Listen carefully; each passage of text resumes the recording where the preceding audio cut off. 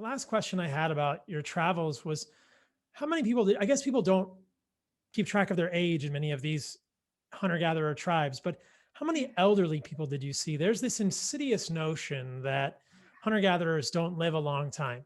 And Yes, many of us it's not the know that case. this is skewed by higher rates of infant mortality and things like this. And but I'm just curious, did you see people older than 55 years old, and how Oh, many yeah. elderly people did you see, and how vital did the elders of these hopefully indigenous living tribe, like these traditionally living tribes look to you firsthand?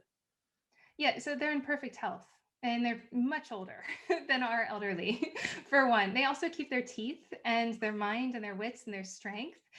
So that part of, I think, why they're so respected in these cultures is because they're able to retain their wisdom. They don't lose their minds as they age, and they don't lose their health as they age either. Yeah, we really have a false notion of this short lifespan due to that infant mortality thing, and that for some reason was taken as gospel in throughout our culture, but it's really not.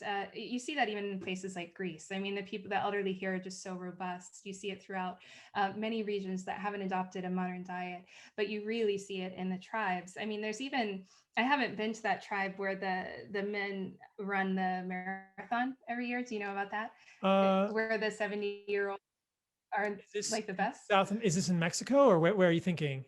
In Africa? There's one in Africa that does Oh, this, and there's one in South America that does this as well. yeah. But the 70-year-old men are the ones that are known to run it the fastest. That's amazing. And yeah, and you see that. I really think health tends to improve if you're living and eating in a way that's in line with nature as opposed to disintegrate.